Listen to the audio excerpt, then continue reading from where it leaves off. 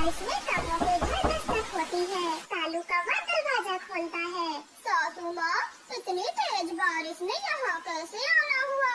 अरे कालू दामाद, सासू माँ को घर के अंदर भी ले ले या फिर बाहर बारिश में ही बात करेगा। कालू, तुम्हें जरा भी अकल नहीं। माँ इतनी दूर से आई है और तुम बारिश में माँ को भिगो रहे हो। माँ, जल्दी अंदर चलो। फिर गौरी का भी माँ को घर के अंदर ले जाती है।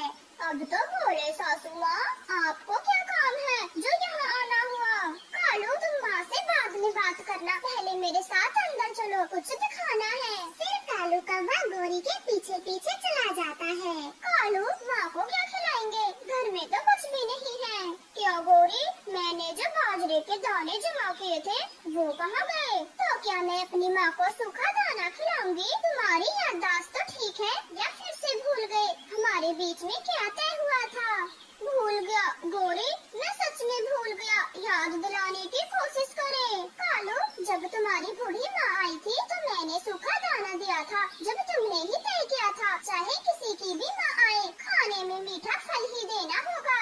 हाँ, याद आया, उस समय फल पहले से ही घर में रखे थे और तुम जानबूझकर मेरी बूढ़ी माँ को सूखा दाना दे रही थी, तो मैंने बोल दिया। लेकिन अब मैं कहीं नहीं जाऊँगा, बाहर बारिश हो रही है। कालू, तुम अपना वादा तोड़ रहे हो। मैं तुम्हें छोड़ के अपनी माँ के साथ चली जाऊंगी, फिर रहना अकेले अकेले। कहने को कालू गौरी खूब झगड़ा करते, रोज लड़ते, मगर एक दूसरे के बिना रह भी तो नहीं सकते थे। इसलिए कालू कौवा बारिश में ही घर से निकल जाता है।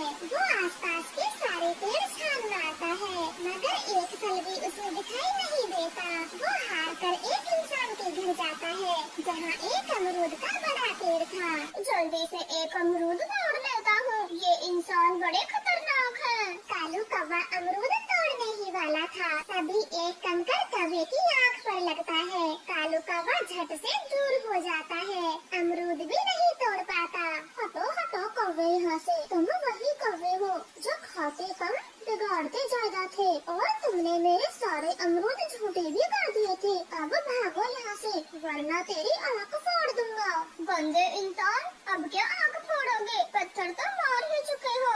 अरे जवान भी चलाता है, गंदे कौवे भाग यहाँ से। याद कर, तूने मेरा कितना नुकसान किया, इतने सारे अमरूद तोड़ तोड़ के फेंके थे। चला जा, वरना दूसरी भी फोड़ दूंगा। कालू कौवा खाली पंखी वहाँ से भाग जाता है और वहाँ से थोड़ा दूर बैठ जाता है। गंदे आदमी का एक अमरूद भी नहीं छोड़ूंगा, कभी तो इस पेड़ को छोड़ के जाएगा।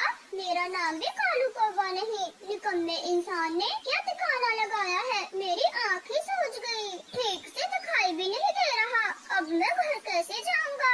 ऐसे कालू कौवा तेज बारिश में उड़े जा रहा था और फल की भी तलाश में लगा हुआ था। दोनों आँखों से तो फल ढूंढ नहीं सका, अब एक आँख से कैसे देखूं? मगर खाली पंख गया तो गौरी अपनी माँ के साथ चली जाएगी। अब क्या करूं? कैसे घर जाऊं? कालू कौवा ऐसे दुखी मन से उड़े जा रहा था, तभी उसकी नजर एक केले के पेड़ पर जाती है, जो कि केलों से भरा पड़ा था।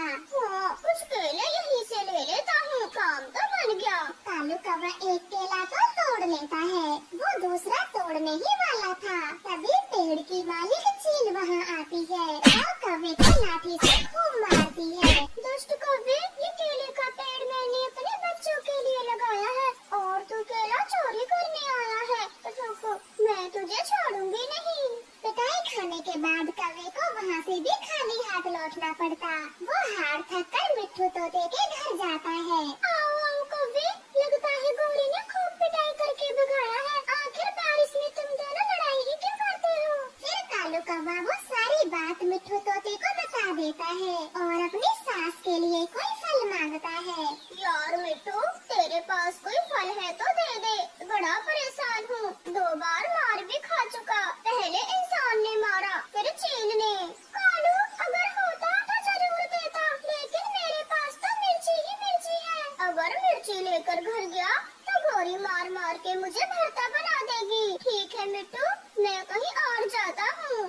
फिर कालू कौवा चिड़िया के घर जाता है और उसे भी सारी बातें बता देता है। चिड़िया के कोने में एक लाल सेब रखा था चिड़िया बहन प्लीज ये सेब मेरी सासू माँ के लिए दे दे।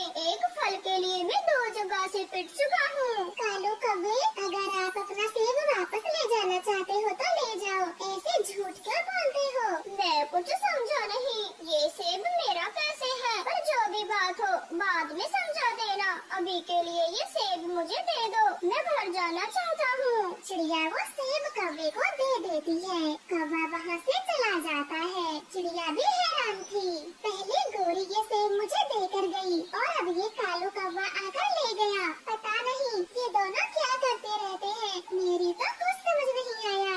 चल क्या रहा है? गोरी दरवाजा खोले, मैं आपकी माँ के लिए लाल सेब ले आया।